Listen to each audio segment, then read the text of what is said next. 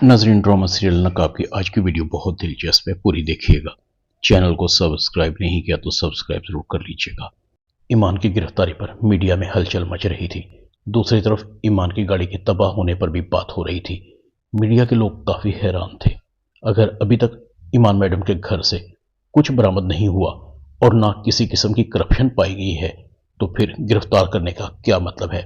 Bilal media के लोगों को बताता है अभी सब कुछ सामने आ जाएगा। ईमान मीडिया के सामने आती है। चीफ ऑफिसर मीडिया के लोगों को बताता है ईमान एक ईमानदार ऑफिसर है, हमें इस पर फख्र है, इसलिए इनको इनके मुखालिफ झूठा प्रोपेगेंडा करके फंसाना चाहते हैं। कल की कार्रवाई इसलिए की गई थी कि ईमान मैडम की जान को खतरा था। इनके मुखालिफ इनको रास्ते से हटाना चाहते हैं, इसलिए उन्होंने इनकी गाड़ी को भी उड़ा दिया। अगर उस वक्त ईमान मैडम गाड़ी में होती तो उनकी जान को खतरा हो सकता था। इसलिए ईमान मैडम को किसी जानलेवा हादसे से बचाने के लिए पुलिस फोर्सेस और एंटी करप्शन फोर्स ने मिस ईमान को अपनी सेफ कस्टडी में रखा। इनके मुखालफों के अजाइम का हमें पता लग गया है। इंक्वायरी जारी है। यह भी जानना जरूरी है कि ईमान मैडम की जान का दुश्मन कौन है। जैसे ही मुजरिमों का पता लगेगा आपको भी मुतला कर दिया जाएगा। ईमान मैडम बदस्तूर अपनी जिम्मेदारियां निभाती रहेंगी। ईमान बिलाल की तरफ देख रही थी। बिलाल दिल ही दिल में कह रहा था तुम्हारी इज्जत मेरी इज्जत है, मेरे होते हुए तुम्हारा कोई कुछ नहीं बिगाड़ सकता।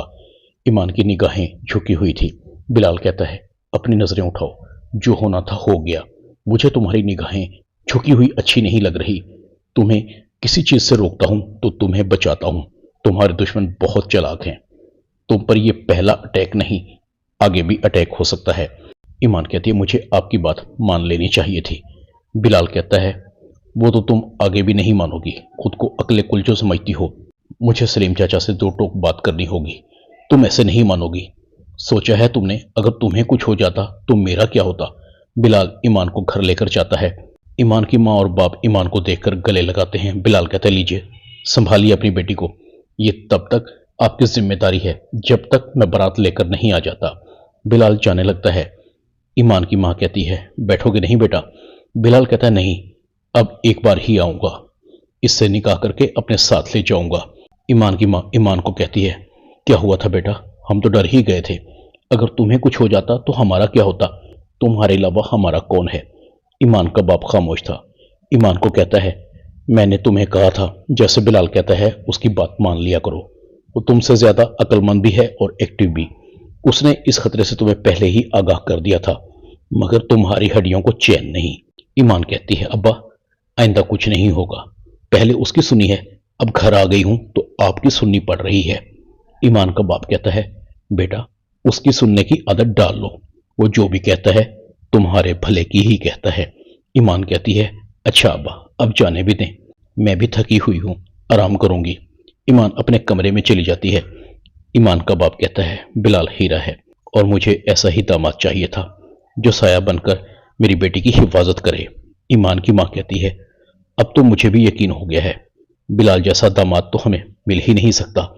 बिलाल तो हमारे लिए फरिश्ता बनकर आया है, उसने हमेशा मुश्किल वक्त में हमारा साथ दिया है।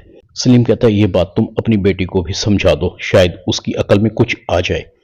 ईमान की मां अपने शोहर को कहती है आपने बिगाड़ा जो है उसे, आप ही संभालिए अपनी बेटी को। ईमान का बाप कहता है मैं तो दुआ करूंगा ये जल्द अपने घर की हो जाए। ईमान की मां आमीन कहती है। इधर अहद अफसुर्दा था, जो गड्ढा मैंने और तायाजान ने ईमान के लिए खोदा है, हम खुद ही उस गड्ढे में गिर गए। मेरा सारा गोदाम जलकर राख हो गया। कौन है मेरा दुश्मन जो मुझे नीचा दिखाना चाहता है। इधर रिदा भी अहद को कॉल करती है आपकी ख्वाहिश पूरी हो गई, मीडिया के जरिए मुझे पता चल गया है कि ईमान की गाड़ी को उड़ा दिया गया है, कहीं ये तुमने तो नहीं किया। अहद रिदा की कॉल काट देता है। इधर रिदा भी सोच रही थी मैं किसी ऐसे शख्स से शादी नहीं कर सकती जो किसी निहत्ती औरत को नुकसान पहुंचाना चाहता है। इधर ज़ारा तैमूर को कहती है कल से तुम मुझे काफी बेचैन लग रहे हो, बिलाल ईमान को कुछ नहीं होने देगा, तुम बेफिक्र रहो क्योंकि वो उससे मोहब्बत करता है। और एक तुम हो जो अपनी बीवी को छोड़कर दूसरी औरतों के पीछे पड़े हुए हो। तैमूर कहता है तुम पागल हो रही हो, तुम्हारे अलावा मेरी जिंदगी में कोई दूसरी औरत नहीं। मैं कल भी तुमसे प्यार करता था, आज भी प्यार करता हूं और हमेशा सारी जिंदगी प्यार करता रहूंगा। ज़ारा कहती है रियली तैमूर? तैमूर कहता है मेरा यकीन करो, मैं तो बिलाल को ईमान से शादी से रोकना चाहता हूँ। वो लड़की हमारे खानदान के लिए बिल्कुल भी ठीक नहीं। तैमूर बिलाल के पास जाता है। बिलाल कहता है आप क्यों आए हैं? तैमूर कहता है मैं चाहता हूं तुम ईमान से किसी किस्म का ताल्लुक मत रखो। उसने तुम्हारे बहनोई पर इल्जाम लगाया था। देखो, अगर तुम्हारे फोन में ईमान का नंबर या उसकी कॉल पाई गई तो हम पर्सनल हो जाएंगे। बिलाल कहता है वो मेरी होने वाली बीवी है, हम बहुत जल्द शादी करने वाले हैं, अब आप जा सकते हैं। तैमूर कहता है बिलाल, ईमान मेरी है, मैं उससे मोहब्बत करता हूं, उसे मुझसे कोई नहीं छीन सकता। ईमान को हासिल करने के लिए मैं किसी भी हद तक जा सकता हूं। इधर आहद भी ईमान के पास जाता है। देखो, मैंने तुम्हारे साथ कुछ गलत नहीं किया, कर भी कैसे सकता हूं, तुमसे मोहब्बत करता था। ईमान कहती है तुम मोहब्बत की बात तो मत करो, निकल जाओ मेरे घर से। आहद को कुछ समझ नहीं आ रही थी, मेरा तो सब कुछ तबाह हो चुका है। आहद घर जाता है, काफी अफसरदा था। ज़ारा कहती है आहद तुम तो खाली हाथ रह गए, तुम्हारा गोदाम भी जलकर राख हो गया। मैं तो कहती हूं ईमान से शादी कर लो। आहद को गुस्सा आता है, तुम खामोश रहो, तुम्हारा काम ही जल्दी पर तेल फेंकने का है। अपने डिप्टी कमिश्नर भाई को बचाने के लिए उस कीचड़ में मुझे धकेलना चाहती हो। आहद गुस्से से चला जाता है। कीचड़ में तो तुम सब गिरोगे बहुत जल्द, बिलाल किसी को नहीं छोड़ेगा। इधर बिलाल इंक्वायरी की ऑर्डर जारी कर देता है। मैं बहुत जल्द उन लोगों का पता लगाना चाहता हूं जिन्होंने ईमान की गाड़ी को बम से उड़ाने की कोशिश की थी। कोई नहीं बच पाएगा। तैमूर अपने डैड को कहता है डैड, आपने ठीक नहीं किया, किसी से दुश्मनी हो उससे बदला, नुकसान तक तो ठीक है, मगर किसी की जान लेना यह बिल्कुल भी ठीक नहीं। तैमूर का बाप कहता है जो भी मेरे बच्चों की तरफ बुरी नजर से देखेगा मैं उसे जिंदा नहीं छोड़ूंगा। इधर तैमूर ईमान को कॉल करता है। मैंने तुम्हें कितनी बार कॉल की ताकि तुम्हें उस खतरे से आगाह कर दूं। देखो, मैं तुमसे मोहब्बत करता हूं, तुम्हारा नुकसान नहीं चाहता। बिलाल से शादी मत करो, वो तुम्हें वो खुशी दे ही नहीं सकता जो खुशी मैं तुम्हें दे सकता हूं। प्लीज मेरी बात मान जाओ। ईमान कहती है मैं तुम पर थोकती हूं।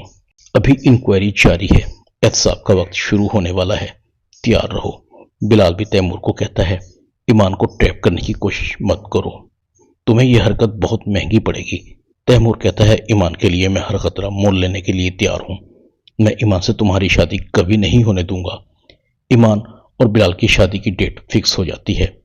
ड्रामा नकाब में इतना ही। चैनल को सब्सक्राइब कर दें, वीडियो को लाइक कर दें और बेल आइकॉन के बटन को दबाकर ऑल पर क्लिक कर दें ताकि आपको मेरी नई आने वाली वीडियो को नोटिफिकेशन फौरन मिल सके। अपना ख्याल रखिएगा। अल्लाह हाफिज।